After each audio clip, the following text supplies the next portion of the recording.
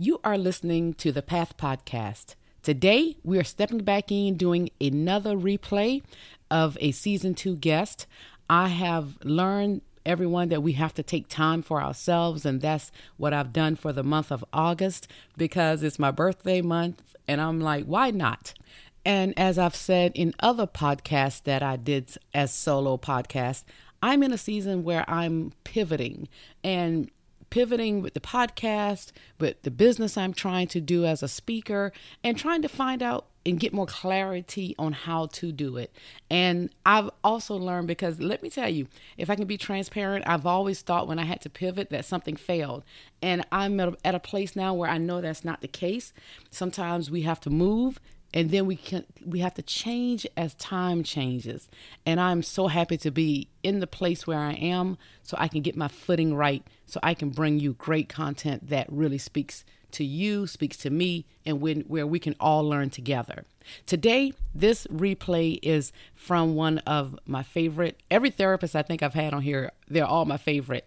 And I think I could do all these episodes talking to therapists because I think the way the world is today, we need to sit down with some people and talk. And this young lady was a season 2 guest, and her name is Yeshiva Davis, who is the founder of K&S Therapy. And check her out. All the information is in this podcast, so I'm not going to go over everything. But the one thing I love about her and what her company does is they love to say we treat you with care, compassion, and respect. Our treatment style focuses on your strengths and leverages them to help you resolve life struggles. Everyone, if you could reach out to them, I know she will let you know what they can offer and what they don't. We say a lot in the podcast, so please listen and share, subscribe, follow her business. She is wonderful. We spoke today about how childhood trauma impacts relationships, because I promise you, some of the things that we've dealt with in our childhood, it can fester years later into our adulthood relationships, in marriage, partners, business, just dealing with someone in the store. So I want you to listen. And I must admit, as I started doing this podcast, I had to learn a lot about stopping some of the questions I've always asked people for sake of time, because I know with podcasts, I've been trying to get everything under an hour. And sometimes because I'm a lover of stories and people telling their stories, I would ask questions and I'll keep asking questions because I love it. But I have to learn that I need to make sure that you are getting, as the listener, the information you may need so you can take it to change your life. In the future, when I do more podcasts, trust me, I've learned and we grow, right? So thankfully, I've grown and I've learned.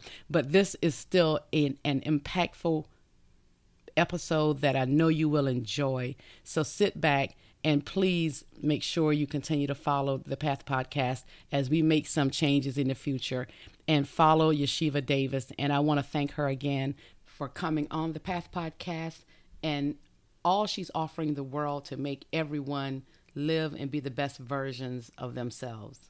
So sit back and let's heal today, Path listeners.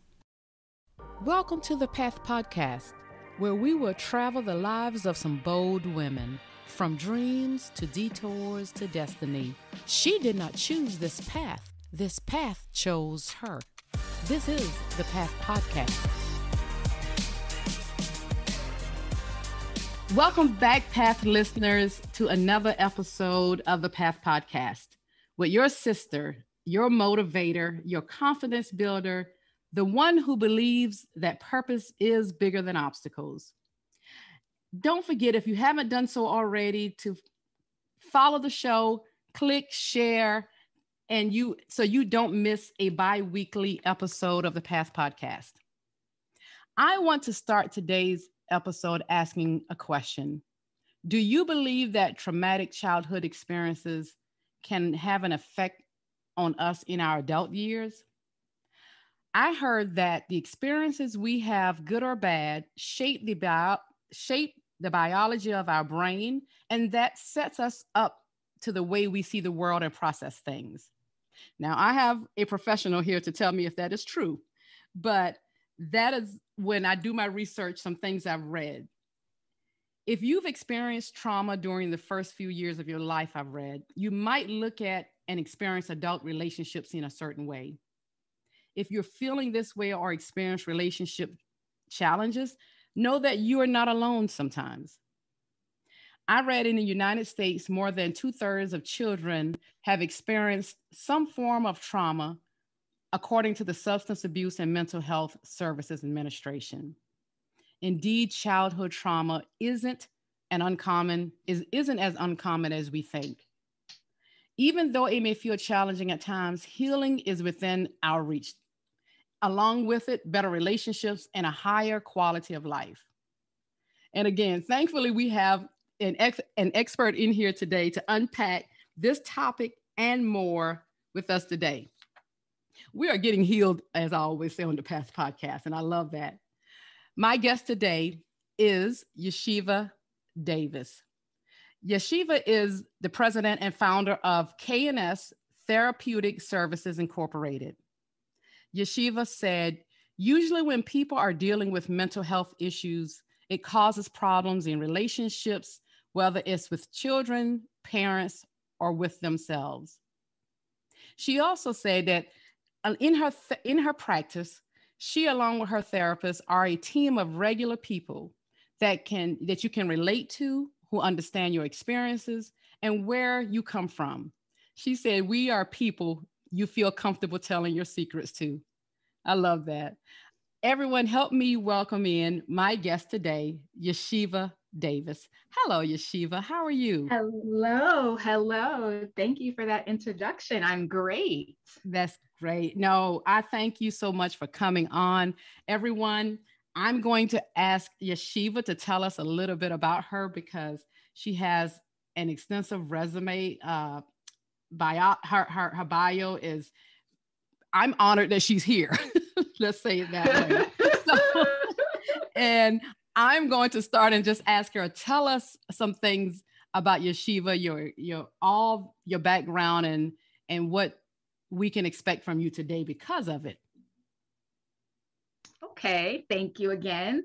I am so delighted to be here with you. I always feel a little strange sharing my bio with folks because it sounds like, ooh, I'm puffing myself up. And then also people really care about how I can help them and how therapists can help, as opposed to all the letters and the trainings and all of that stuff. So I'm going to do a little bit of the letters and the trainings and more of just my passion for helping and working with people in the mental health space. Mm-hmm. Okay. So I love to work with folks who are feeling overwhelmed and confused about all the hats that they have to wear every day. So whether that's a mother, a grandmother, a wife, there's so much that women have to do. Mm-hmm. And so it's important for me to let them know that they can be themselves. And if they drop a ball or if they make a mistake, it's okay. Mm-hmm. I also like to help people figure out how their past experiences impact who they are today, how they operate, and how they communicate and connect in relationships. My kind of therapy is not what you would traditionally think of a therapist. Mm-hmm. So I like to use humor. I like to use music. I use pop culture. I dance. I play. Wow. And a part of that is because the best way to help someone move through trauma is not singularly talking, but also movement, playing, and music. Wow. That's different from a lot of the other people I look at or read about or have spoken to. I love that fact that and it makes us feel comfortable, just mm-hmm. doing some of those, having that non-traditional way of how you handle your therapy sessions with some of your clients. And I'm sure it depends on mm-hmm. the person you're working with as well. So that is wonderful. Sure. And I love all you said, working with women well, a lot of women I know, it can be men too, but that are overwhelmed, Mm-hmm. and all of Mm-hmm. that is very critical. And again, everyone, she has not told you all of her many, many accomplishments, and I will get into some of that to let you know that she's not going to do that, because her heart does belong in what all that you just said. So I'm just going Yeah. to I mean, I will if I have to. yeah. I will if I have to. I want to just, if you don't mind, let me brag on you. So let me just read some of, she came out of corporate America, and I want to ask you what made you transition. But here are some of the things I read that I was impressed after I saw this. She is an advisory board member of the Boris Lawrence Henson Foundation, a nonprofit started by actress Taraji P. Henson in honor of her father who had PTSD. Yeshiva is on the Pepperdine, I hope I said that right, Alumni Leadership Mm-hmm. Council, and a former board Mm-hmm. member of Legacy Ladies Incorporated. And she has also been a contributing therapist on the OWN network show, Love Goals. I think some of you all might have heard of it, VH1's Couples Therapy, and Entertainment Tonight's The Insider. Now, I only say that because a lot of guests I deal with, I can tell they're humbled people, but I like to still let everybody know that some people still will come to the Path podcast and at least share with Mm-hmm. people, because her heart is there. When I connected with you, you said yes, and Mm-hmm. you told me in so many words that the most important thing is bringing these types of conversations to our communities and to everyone, which is what anybody Yes. would want in the therapist they deal with, is that those things Yes. that come first to you. And that I appreciate it, and Mm-hmm. thank you very much. You're welcome. It puts us as a community as a disadvantage when Yes, we don't have this kind of information and we don't have access and support from mental health providers. I agree. I so agree with that. So since we kind of, I've everyone knows that this woman is very well experienced, and we're going to find out a lot more about her practice as well. I love to always start, Yeshiva, this podcast still Mm-hmm. asking about the younger Yeshiva, the one who thought she had life all figured Mm-hmm. out. When we thought we knew it all Mm-hmm. at an early age. What were your hopes and dreams, Mm-hmm. and are you doing that today? The surprising thing is that I actually wanted to be a therapist. Mm. Now, I'll be honest and say I took the long, long, long route to get here.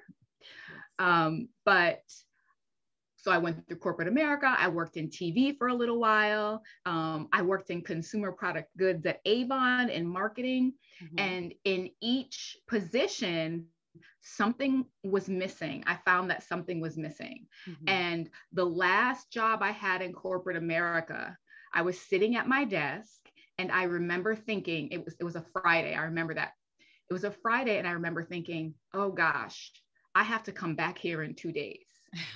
Oh no, Monday's right around the corner. Mm-hmm. And so that was the point that I said, look, I can't continue the rest of my life being unhappy and miserable. And so I'm going to circle back to the thing that fueled me and that I was passionate about in high school, and that was becoming a therapist. So I literally took 30 days, squirreled away all my little money, quit my job, left Massachusetts, moved to California by myself. Wow.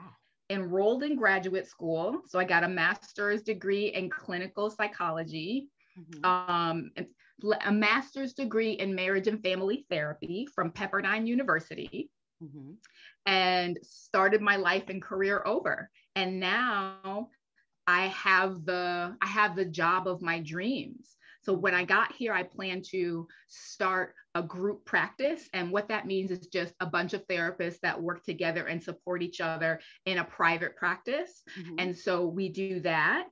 And in that organization, we really focus on moms and their families, and we help them find balance and peace by providing relief from their relationship problems, right? So we help them alleviate trauma, we help them master self-soothing techniques, and to manifest whatever their definition is of happiness and success. So that's kind of the one piece of K&S that was really important for me to create to support our community. The other piece is we do a clinical supervision and training program. And what that means is we teach young therapists who are not licensed yet how to be therapists. Because what we were finding is that new therapists, before they were licensed, primarily work in our communities. You know, they're like out doing therapy in people's homes, at McDonald's, at schools. I know firsthand because I did that too. But what we were finding is they were not fully equipped to handle working in that way and with that population. So we have a division that supports and trains them, not only to be good therapists and take care of their clients, but also to learn to take care of themselves, because many of the therapists, again, from our community, have their own trauma and have their own, what are called ACEs, which are adverse childhood experiences. And so to bring it all back, like, this is my dream, and I'm so grateful to have the opportunity to do this work. Oh, yes. And let me tell you, and like you said, you took the long way here, but to just and move and going into what you love doing, that you feel like that you're called to do, that is the most rewarding thing that any of us can ever do. Me talking to women and seeing women come out of situations is my heart. You would have thought I should have gone into therapy, but I know that wasn't my way. Mine is more just I love to bring it to people, motivate, encourage, and bring the experts to people. And I just want to see women win. I want to see everybody win. But since my heart is for women, I just want everybody healed and free, just to, like you said, to, and moving whatever that freedom means to them. I just would love for every woman to walk in her freedom, because the one thing I know in my world, I just feel like women will pick themselves apart. We're harder on ourselves on just looking in the mirror, let alone all the things we may have to deal with. Yes. We are so hard on ourselves.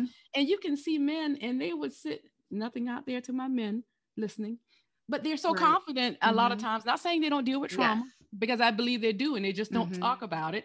But I think sometimes they know, and you tell me better, maybe with some experiences, they just rise above it in some ways, I would think. Yeah, I think generally, right? We don't want to say everybody, but generally, I think that we're socialized, women are, to at a higher standard for beauty than men are. There's so much focus on what you look like. Are you a great mom? Are you doing things perfectly? And you can see that in pop culture, right? On TV shows, the woman and the mom is managing everything versus the dad who's bumbling and making mistakes. And that's where you get the laugh. Exactly. And so I think that plays out in our real lives too, where they don't feel as heavy an expectation to get every single thing right that women do. Yeah, of course, everyone, she said it way better than I did. So I agree with all of that. Yes, that's why you're the therapist. Trust me. I'll cut mine out. That's what that. No, don't cut yours out. Yeshiva, that's the good thing about me having the therapy. We call that. In therapy, that's what we call mirroring. You say what you want to say, and you develop the thoughts as you go. And so it makes sense that it's not as cohesive as you would like, or you put a bunch of ums and ahs in there. But what I do is I hear it, and then I have the opportunity to kind of synthesize it for you and then reflect that or mirror that back. And then that helps you to understand you and how you're feeling in your experiences. Oh, I love that. You made me feel like I was just in a session. So Thank you. Because my daughter is always on me on my ums and ahs, to be honest. And see, somebody can understand some of my ums and ahs. But Yes, yeah, that's wonderful. yes. And let me tell you, so many things I want to go back to really fast. And this is why I get caught up in Okay. such great interviews is why California? What, you just always wanted to move there? No, okay. So if I'm being, full disclosure, Yes. I used to date someone who was out here, and I spent a lot of time in California living his lifestyle, and I still was, in Massachusetts going to school and working, but I really enjoyed California. And so when it was time for me to move to another city to go to school, I looked around. I looked in Georgia, I looked in Florida, I even looked in Massachusetts. California was the most appealing because of the weather. I was tired of the snow. And because I had some familiarity with California. And the reason I decided not to stay in Massachusetts and do my master's in psychology program is because many of my friends and my network and my circle were there, and they were discouraging me from getting another graduate degree. So my first graduate degree is in business.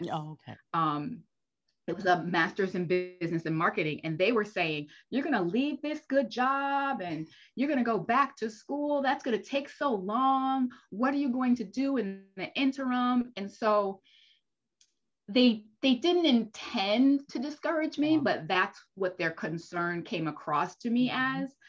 And so I knew that for me and how I operated and my dislike of the snow, it was better that I head to California.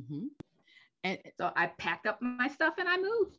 That's wonderful when we can follow our own mind and our own gut to do certain things, even though people love us. And like you said, their intentions are not always to discourage us, but that's a wonderful thing when you can have that strong will to still do what you felt like was right for you.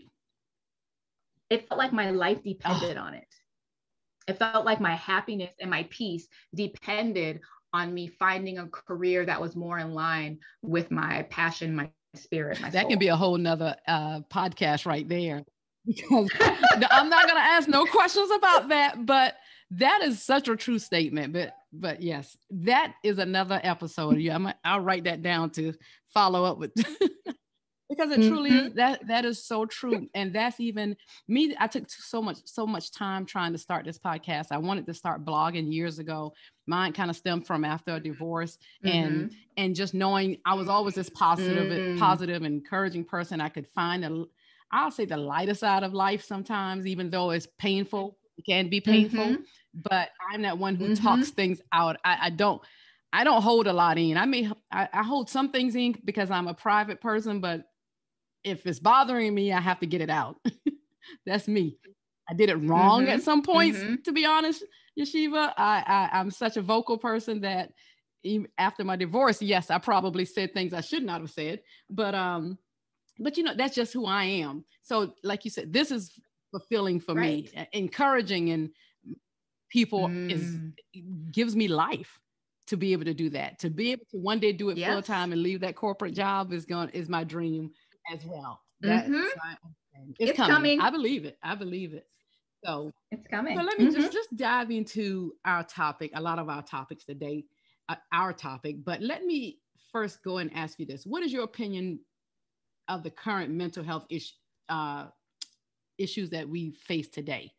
What is your opinion of how they're being talked about and what we see in the news when people put everything on put some things in that bucket of mental health? But what's your current opinion of it? So I think I'll start with the positive. The positive is that the stigma of mental health is starting to get broken apart. It's starting to get, people are starting to move away from the belief that if you go to a therapist, you're crazy, or Black people don't go to therapy, or you can't have Jesus and a therapist. So that is really promising, right? Taraji P. Henson does like an online show. I can't remember the name of it right now, but Peace of Mind it's called. And she talks a lot with mental health providers, with therapists, with people who have experienced challenging childhood and that has impacted their mental health. So there's all of this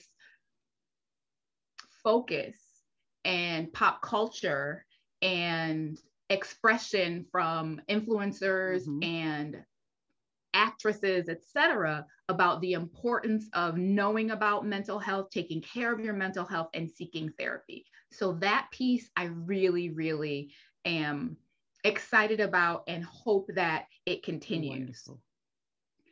The piece in terms of people blaming mental health issues on unfortunate behavior, I'll call it unfortunate behavior.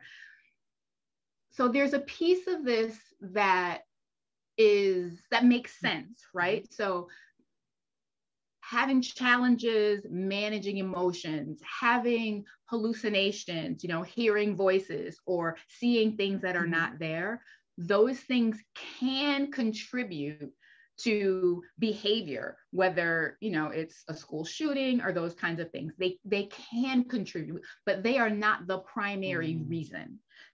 Just because you have a mental illness or you struggle with mental health does not mean you're going to harm someone. That those two things do not mean the same thing. And I think it's so important that people recognize that. I love the way you put that and let us understand the differences, even just watching news, the most recent news, and just hearing those things. So when we do move into our topic of how childhood trauma can impact, relationships, what made you feel like this is a very important topic today to be discussing? I see it show up so much in the couples work that I do.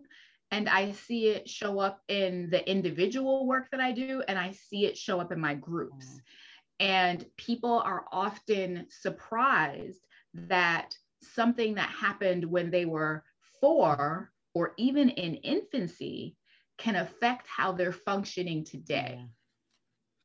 And so that's what made me want to talk about it. Exactly. And what's interesting, as I look, I realized where Oprah did a book with Dr. Perry, I think it is. And it's called What Happened to You. Dr. Bruce Perry. Yeah, Dr. Bruce Harry. Yes. Yeah. And I was looking for his full name. And it's called What Happened to Dr. You. Bruce Perry. Yes. Yep.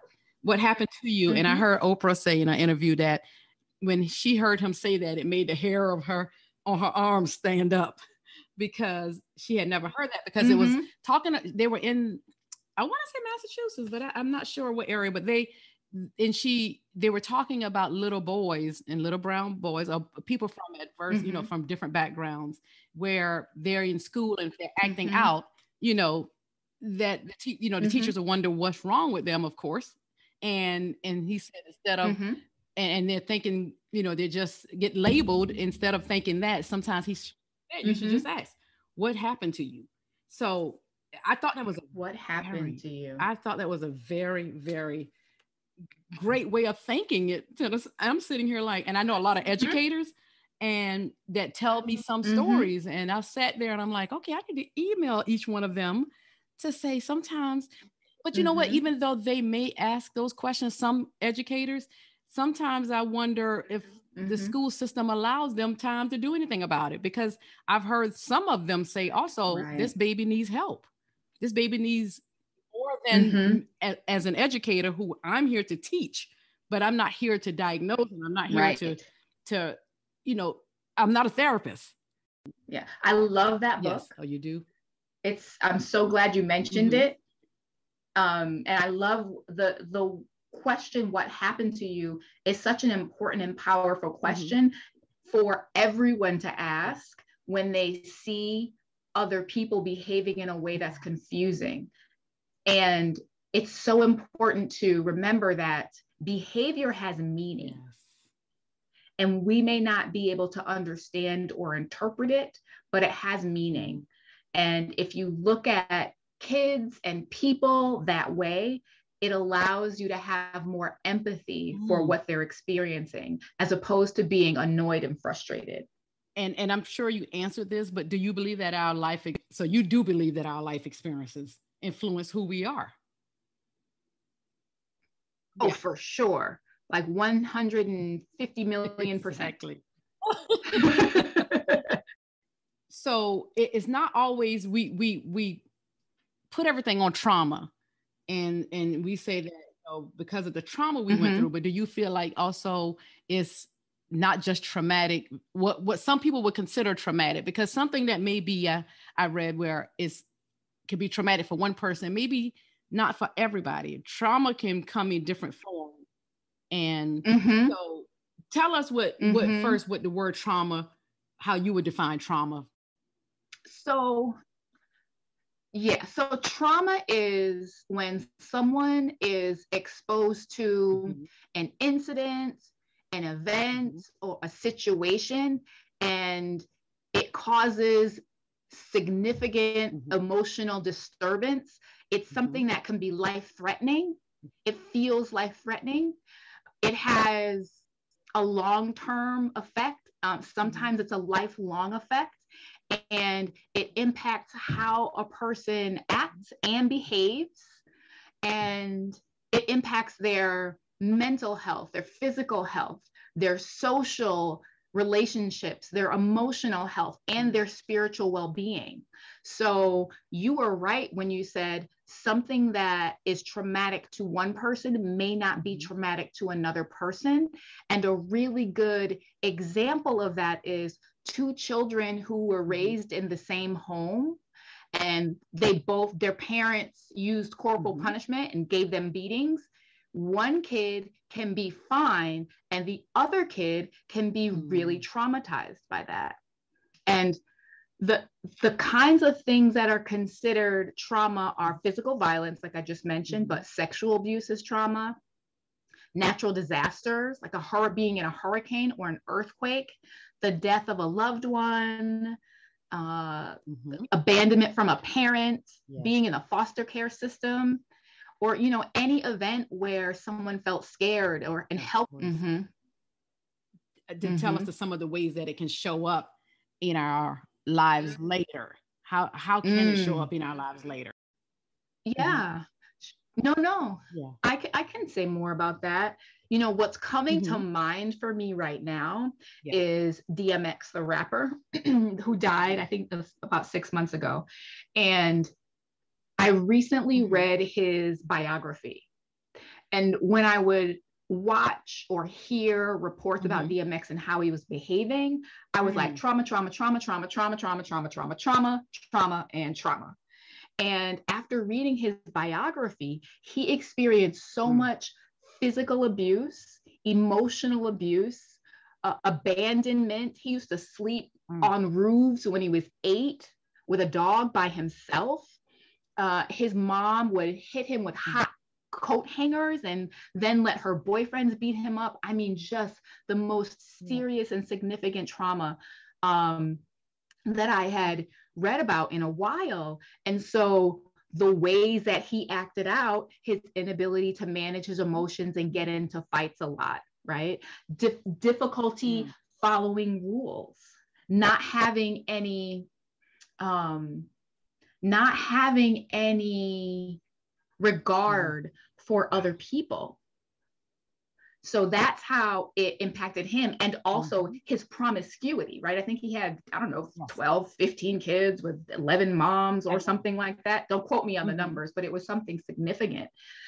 And so that's how it impacted him. But with other people, it can also show up as promiscuity, especially with sexual abuse. It can show up with having really bad boundaries and not being able to say no and take care of yourself. It can show up in so many different ways. And I think it's important for people to know that mental health and trauma particularly impacts your brain. So sometimes people think, oh, you're depressed. Oh, you have trauma. You can just get over that. Oh, it's this unseen thing. It's not tangible. So people have a hard time thinking that it's a real thing, especially Black folks. Like, we need to see stuff, right? We need to see it and touch it to know that it's real. And it's so important to know, when you go through these experiences, it changes your brain. It changes how it develops and how it works. And it causes cognitive impairment, which just means you have trouble thinking, right? You have thinking problems.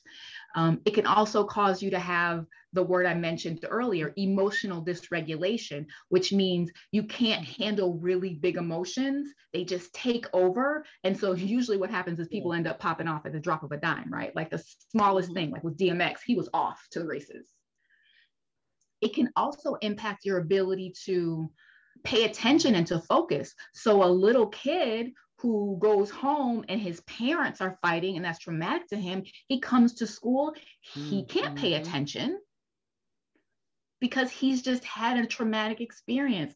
Learning disabilities, low self-esteem, and problems with social skills and getting along with other people, sleep disturbances. There's so many things that trauma and childhood trauma can do to impact a person, and particularly their brain. That's really good. What can be done, do you think, that could aid in, because like you say, it could be stem from their childhood, from home. It can stem from all the different things you said already. I wish there was something like, I know it's not a one size fit all, that we could just say, give this one little test to see if this child has gone through anything. It's like, what can we do to determine if a child has dealt with anything and may need to speak to someone? What could be done that you think the world could start doing more of to help? If it's not the parent, if it's an educator, or if it is someone who has that young person in their life that they can probably help in some ways. So I think one way starts with parents and moms. Definitely. If they could have an opportunity to get even just a simple, like, fundamental training on mental health and trauma and the things that happen that can cause trauma. Because a lot of this is us not knowing that, like beating your kids, or not showing up to see your child when you say you're going to, when that happens in a chronic way, time after time after time, that can lead to trauma. So just education and exposure is one piece.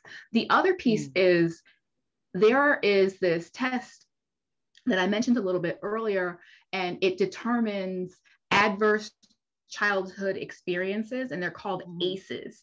And I think it's not a lot of questions, but if we could have children, once they get into, I don't know, let's say first grade, take the adverse childhood experiences test just to see if that was something universal, then we would know, oh, this child needs some more support. And here's how we can kind of go in and support this child with social resources, with a therapist, maybe with a therapist for their mother, or family therapy to help them to recover, so that they don't move into, 5th grade, 6th grade, 12th grade with operating from a trauma brain and exhibiting trauma behaviors. I think that we should also work to make therapy more accessible and available, and continue to work on reducing the stigma related to therapy. Exactly. And I heard someone else say that we were saying, we wish that they could offer therapy as a, I'm trying to remember. It's like, it's needed, just like some other things that they feel like is needed. Or even if it's just signing up our kids for school, it just that test, or before you become a parent, take this test. Yes, it just please. Because it'll let you know if you've dealt with something you need to deal with again before we bring these babies into the world. I just wish sometimes even I hate to take everything to school, but we would have these, this, make this a priority. Like we do so many other things. Like ear exams. Some of this stuff. Exactly. Yeah. Exactly. It should be ear exam, eye exam, physical, ACEs, test. And then if it turns out you need support in any of those areas, including the mental health and ACEs part, you get services. You get services. Exactly. And I don't hate, again, to put everything back into schools, because I believe everything starts at home. Trust me, first. I just wish that schools would offer some more real life tools that we can, you know, some things that help deal with just not, you're dealing with the mind to learn, but can you deal with the mind to make sure it's healthy enough to learn? Right. And you can't learn if your mind is focused on trauma. You can't. Exactly. You could not. It doesn't work. The part of the brain that manages the fight and flight experience can completely hijack the part of the brain that is in charge of clear thinking, feelings, emotions. And so that part of the brain that's the fight or flight part is called the amygdala. And I call her Amy. Because who wants to say amygdala? And then no one. And the part of the brain that's the thinking part, like the smart part, is the prefrontal cortex. And we call her Tex, because who wants to say prefrontal cortex? No one. So when Amy is lit up, right, Tex shuts down. And so if a child comes to school and Amy's on fire, Tex is not in the building. Tex is still at home. Texas said, not going with you. Can't do it. Can't. Oh my goodness. Thank you for just still putting it so simple. I would never forget Amy and Tex. Yes. And I read something a little bit about that with another guest who talked about her fight or flight because of childhood trauma she's dealt with growing up. And never knew, I couldn't say the words again until Amy and Tex. So Amy and Tex. And you know what? And in another interview, I was looking at an interview Oprah did with Maya Angelou, and I'm sure you understand this for everyone else out there. When she said she was raped at 7.5, she was mute. She became mute because she said, and if you want to share, you can share it better than me. But when she said that, when she told that the person that did that to her was arrested, but then let go. And when she heard that and then found dead 2 days later, I think she said. And she said when that happened, she thought her mouth was evil. And she talked that she thought, so when she talked, it would kill anyone that she in her mind. So that's why she stopped talking. I was like, oh my God, that's what and you know, she, of course, that's why she wrote about it. She wrote about it in Cage Bird. And I'm like, wow, that just blows your mind to just think how she formulated that in her mind, to think if I speak of or say something about someone, they could die. Isn't that amazing? It's amazing how the mind works. Yeah. And children are so egocentric, and they're supposed to be, because that's how they get their needs met. And that's how they get themselves taken care of. That's how other people know to take care of them. And so as a therapist who's worked with children, that makes perfect sense to me. Like, look what my words did. I'm not going to say that anymore. And I'm not going to say anything else. And I wonder if that was a subconscious decision, right? It's called selective mutism. Like, that's the technical term. And so I wonder if it was a conscious decision on her part. I'm thinking maybe no, maybe more likely it was subconscious. And as she got older and started speaking again, she figured out the underlying reason for her selective mutism. Wow. That's great and above my pay grade, everyone. So she said it better than I could have. I never would have thought of that. So let me tell me, can you Okay. heal from childhood trauma while in relationships? So if one partner does feel like there's something they're holding on to and they need to, Mm-hmm. they feel like there's some issues, it's just probably best to go talk to someone, because you just can't assume it's because of what they've dealt with in their childhood. Mm-hmm. So this is a good question, because one of the ways that childhood trauma impacts adult relationships is communication. Yes. Okay. Right. So your communication style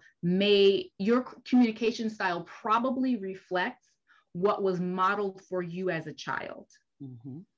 And so if you grew up in an environment that was abusive, Mm-hmm. maybe most of the communication was screaming and yelling. Mm-hmm. If you grew up in an environment where you were ignored and abandoned and weren't allowed to speak and talk, then maybe the way that you communicate is silence, and you sit and you brood, and maybe you're passive aggressive. Mm-hmm. And so if you get with someone else, and communication is one of the most important things, Yes. healthy communication in a relationship, and you are the kind of person who holds things in and broods, and your partner is the kind of person who yells and screams, no one hears what the other person needs. No one hears how the other person feels. And again, without that communication, it's not likely that you can have a healthy and happy relationship. Mm-hmm. And so that communication piece is that you mentioned, it's really important. Mm-hmm. So if a couple is in communication gridlock, mm-hmm. absolutely, it's a good time to go and see a therapist. Mm-hmm. Statistics show that couples wait 7 years before they go and see a therapist. So they have a problem, and it's brewing and brewing for 7 years before they go and get help. And so what I encourage folks to do is, as soon as it starts, find someone to help you to sort through it before it becomes overwhelming mm-hmm. and super difficult to deal with. That is great advice. That is great advice. Again, and it all goes back to, I think we all need to everybody just need to just call a therapist today. Because I do believe in talking to people. And oh my goodness. One thing I so believe is important for all of us. We all need somebody to talk to. And sometimes we need mm-hmm. to start leaving that friend girl alone, talking, mm-hmm. talking to them. And because even to your point where you said earlier in our conversation, when you were looking to move, that some people try to discourage you. It's not because, again, everybody intentionally want to discourage you, like you said. It's sometimes we just love each other mm-hmm. so much, and we just don't give the best advice. Mm-hmm. And so that's why I'm sorry. No, I was going to say, and we can project our own fears and our own limitations onto other people. Again, not with that as an intention, but that's how it turns out, and that's how it lands. Exactly. The difference between talking to a friend and talking to a therapist. So there's some commonalities, right? You get to chat and talk, but the differences are that therapists look for themes and patterns mm-hmm. and links. So they look for, you're doing this in this current relationship. Let me think about what I know about your history mm-hmm. that could potentially be driving that. And let me help you create that link, and we can figure out and see if that's true. Wow. And then we also look at patterns. Yes. Right? It's like, oh, you did this with this relationship, you did it again in this relationship. Oh, look at this third relationship, you did the same thing. Let's try to figure out why that is. Mm-hmm. Mm-hmm. Let's try to figure out why that is. And then if it's something you want to change, let's figure out how to change that. Exactly. That's good. Because I did have something here a question and said, just to your point, where tell us the reason why people should look at their experiences to things or their reactions to see where it stems from on a deeper level. You remember you mentioned Dr. Bruce Perry's book? Yes. Remember the story he said about the man who came back from the war and he was walking with his girlfriend and a car backfired and he immediately dropped down and hid between the cars because that was Amy telling him, you're back in Vietnam, you're unsafe, protect yourself. Wow. And to your point, you know, I have a cousin who was in war himself. And even for my father's funeral, even though my father passed in 2020, so we couldn't do the 9 guns, you know, the salute to him. But when we were wanting to plan it, we think about those cousins that he was very close to, and those that we knew would be there, that if we could have done it, that we probably would, I don't know what we would have done if we would have done it, because some of the important people that we believe that would have been there, it could have impacted them unless we warned them. I don't know how we would have done it, but you know, and so that was something I've always heard, that sometimes those sounds, of course, can take you back there. And it's still, it can be smell. I've heard that because I promise. Yes. For me, Yeshiva, it was always this one song that can put me back when I was going through my divorce. That song, I was taking my daughter to daycare. I can remember the stop sign I was at. I can be sitting right back at that stop sign. It was a painful time, let's say it that way. And even thankfully that song won't affect me today, but I think about it. Yeah, it's interesting. Yeah, sights, sounds, smell, touch, all of your senses are a part. When you have a traumatic experience, all of your senses are a part of that experience. So in the future, if a song or a smell or a blanket that you see or a blanket that you touch, those can be triggers to remind you of the trauma. And then sometimes people do what is called reenacting the trauma. That's reenacting the right. trauma.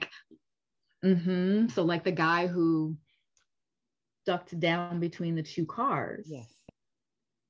He was reenacting what he had to do when he was at war. Yes. Okay. This is so good. And as I try to do better and with understanding time, and for you, and for sake of time, tell me, what are some of the coping strategies that you okay, I do have another question. Let me go back to this question first. No problem. No problem. If there is a parent with children and you may see them acting out, so what do you suggest a parent do to determine if their child needs to speak to someone? Is it because some kids can just be, I'm sure, rambunctious, and some can just be certain ways? Is there something that we should always look out for when it's our smaller children who probably can't articulate something that's happened to them? For parents that are very aware, but sometimes some things do happen that we don't know or see. Sure. I think noticing changes. Okay. Right. So significant changes in behavior. The child is crying and having tantrums way more than they used to. They are wetting the bed. They are reverting back to old behaviors, like trying to use a diaper. They're behaving in sort of sexual ways that you didn't see before. That can be a sign of sexual trauma. Watching their play, and if you see something concerning in their play, like them acting out something that concerns you, then that's an indicator that maybe you should get them some help. Okay. The thing to remember is that, behavior has meaning. So it's like if the child is tantruming and screaming and yelling, and that's not what your kid usually does, and it's happening consistency, what are they trying to tell me with their behavior that their words can't tell me? I love it. And sometimes moms just have the intuition. Like, oh, something's just wrong. I don't know. I can't put words to it. I can't put my finger on it. Just go see a therapist and see. Give you peace of mind. maybe there's nothing wrong, but if there is, then your child gets some support. That's wonderful. And again, I like something you said. I wish it was more, therapy was more accessible to everyone, especially, and everyone can just easily go schedule an appointment and go. So you only service the California area? Yes, the California area. I do coaching too. So I do therapy and coaching. Mm-hmm. Oh, yeah. Okay, great. Yes, which is wonderful. So why do people do group sessions? I'm thinking most times you go in, you feel like you want that privacy. Why people would gravitate towards group sessions? I love that you asked that question, because when I talk to people about joining group, the first thing they say is, I don't want anybody knowing my business. And I say, yes, I understand. So the benefit of group is that it allows you to work on relationship issues. So when a person, usually the role a person plays in their life and in their family is the same role that they play in the group. And so when people in my group, I often have seen them individually or am seeing them individually, and we work on skills and we work on tools and we work on communication and emotional regulation. We work on all of those things, but it's just the two of us. And I'm a therapist, so I'm not going to get rattled. Yeah. So what happens is when you come to group, you're with other people, just regular old folks. Guess what? They are going to get rattled. And so you have the opportunity to use the skills that you've learned with regular folks in an environment where everyone's trying to learn and you have a therapist to help you. Yes. And so it's so beneficial. Like, I love group. I'm a therapist. I've been in a group. Like, it's so very valuable. And it also helps to see other people are experiencing the same thing, to see other people's growth, to see what they're struggling with, and to work out some issues. So for example, I had a client whose biological father was not great. We'll just say that. He married someone else and the mom was abusive. The stepmom was abusive to her. It just was not a great situation. And in this group, there was a guy who's a dad and was fighting feverishly to keep custody of his children. And for her to see that representation of a dad and a father helped her to realize she doesn't have to be afraid of getting married, because there are guys who are committed and loving and care about their children and will fight for them. And so that's one of the benefits of group. I love them. I could go on and on, but and you know what? But to the point, as you were talking, even though I asked that question, even with our sessions with divorce, in our divorce ministry, it is a group. It's group, even though it's not, we're not therapists. And it does help. It helps everyone to see someone else. By the time we always tell everyone that comes in, by the time you end this, you will feel like you're friends with the people in the class with you. And everybody, you start seeing them offer advice or what they've done. Because if that's not their main issue, they start encouraging each other as they go through their own pain. And I love to see that. And we always say, sometimes we feel like proud parents to just see their progression from day one through the end of the class, to see how they brighten up and they smile more, or just like they blossom in that short period. So it's so powerful. It is so powerful, to your point. I so agree with that. Well, for sake of time, and sometimes I feel like it's 100 more things I know you could talk about regarding this. I know this topic, and I do want to ask you, because you've answered some of my questions in the midst of you talking about some things, which is great. So look, I'm sitting here checking like, okay, can't ask that question. And so So before I even ask you to share more about how people can still connect with you, I'm hoping I can have 1 million California people out there who could call and look you and your practice up. Tell me something that you would like to share with us today about this topic that I may not have asked and that you know is important to the audience out there to know. I think what I want people to know is, I'm trying to think of something you didn't ask. About or that's important about therapy or of us, because everything you're giving us is great information. It's just like we got a good thank you for the free therapy session here. So no problem. Okay. I think what I would also share as an impact of childhood trauma on adult relationships is how you attach. Like there's this thing called the attachment styles, and it just means how you relate to other people and how you establish or avoid intimacy. And so the way you attach to someone is also impacted by how you grew up in your house and any childhood trauma you have. There's a bunch of different kinds of attachment. I won't go into all of them, but there's secure attachment, there's anxious attachment, there's dismissive attachment, and then there's like a fearful avoidant attachment. And so what can happen is if you are, for example, a person who has anxious attachment because of your childhood trauma, you may experience a lot of fear of being abandoned, and you need validation constantly. And you may feel like your partner doesn't care about you, even though they reinforce and tell you often.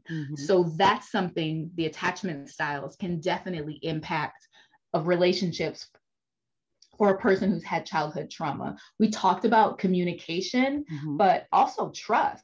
Yes. Right. You may find it really hard to trust a partner, that a partner is going to be there for you when you need them, or trust that they are going to respect you and your boundaries. And that can be a result of childhood trauma too, right? So if usually children who are physically abused don't have a good sense of boundaries because they don't have any ownership of their bodies, and their body has been used by other people to do whatever, even if it's physical abuse or sexual abuse. And so that can really cause problems with trust in relationships. And then the other thing I think I'll mention is the trauma reenactment. Right. That's the thing where you enter into some relationships subconsciously. So you don't know you're doing this, you have no idea, but the relationships mimic or they reinforce what you learned as a child. So we see this oftentimes. I think the example that people will recognize the most is with folks who are in relationships that are domestic abuse relationships or domestically violent relationships. So sometimes there's a woman or a man who may move from one abusive relationship to the next abusive relationship to the next abusive relationship. And so that can be related to childhood trauma. And that is the reenactment, the trauma reenactment that I mentioned. That is good. And let me tell you, I wish I had brought that up because I did have that written down from doing some of my research about the different, what you went through. Cause I had it under the way you can experience, it can impact the way you experience adult relationships. And I even read something where it said, even with a safe partner, a trauma survivor can still experience some of these things if it's not dealt with. And a lot of these different things, all the things that can come out of all the different styles were attachment styles. And we all look at, sometimes I think people don't take the attachment styles as so critical, but that can ruin their relationship. It's so critical. It is so critical because you think you just want to be with that person. It's so critical. Look at why you still just want to be with that person so much. So you're so attached that way. And it could be draining for the other person. It is interesting. This is such an interesting topic. And I think it could, I hope for some who are out there listening that I've done, not Yeshiva is that one who has the experience, as you see, and she knows this subject so well. And I hope I've done some justice of asking questions. I wish I could ask more and keep going. And but for the sake of time, I would try to stop. But let me ask you this last one or two questions. Why family? You said with the mom and and women and family, is there a reason why you still go towards the moms? Well, we're the cornerstone, moms, women, we're the cornerstone of the family.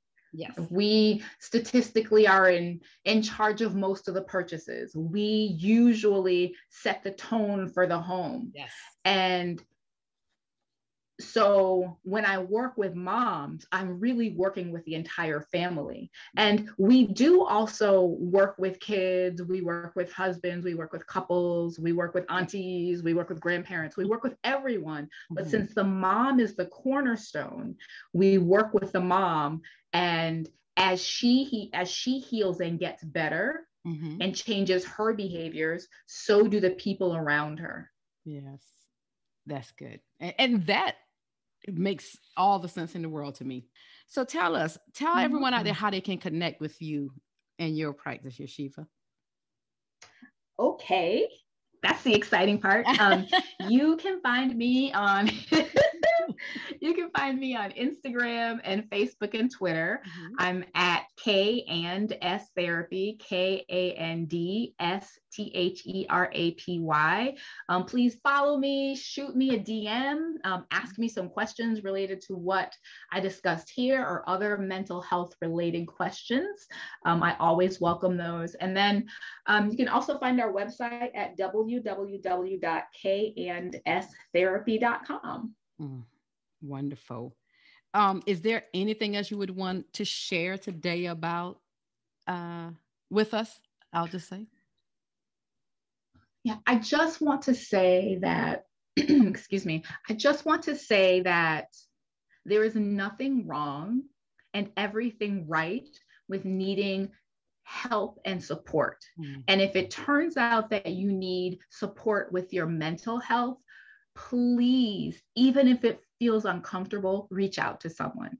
If you are having difficulty finding a therapist or finding someone to support you, you can DM me, and we have a list of questions that you can ask a therapist to interview. And then we also have a list of referrals.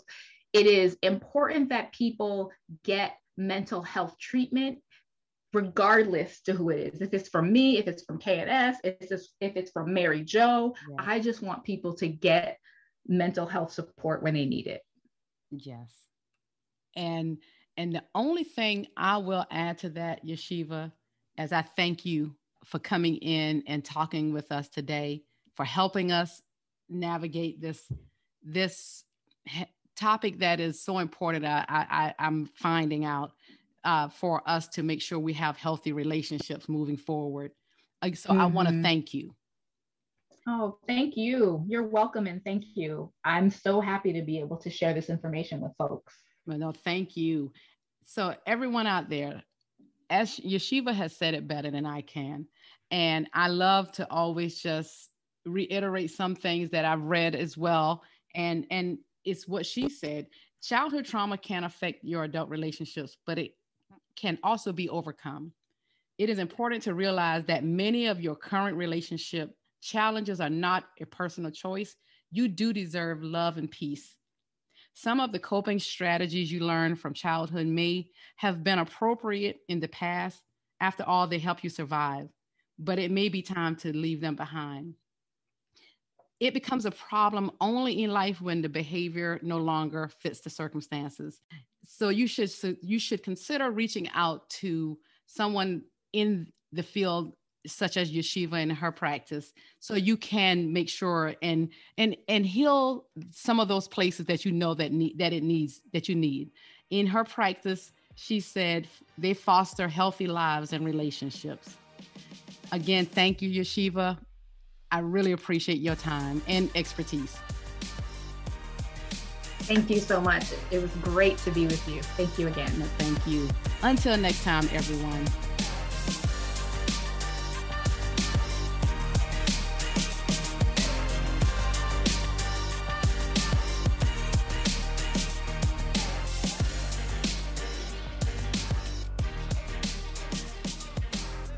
Thank you, everyone, for hanging with us. Don't forget to subscribe and leave a review on Apple Podcasts, Spotify, Google Podcasts, and other platforms, so you can stay up on our bi-weekly, real conversations with these bold women. You can follow The Path Podcast on Facebook at The Path Podcast and on Instagram and Twitter at The Path_podcast. And if you would like to be a guest on the show or have questions for a future show, you can email us at thepath4ward@gmail.com. That's thepathforward@gmail.com. And if you're looking for a speaker or you're in need of a life coach, please reach out to me. Again, at thepathforward@gmail.com or at ACKORLEH@gmail.com. Thank you. Until next time.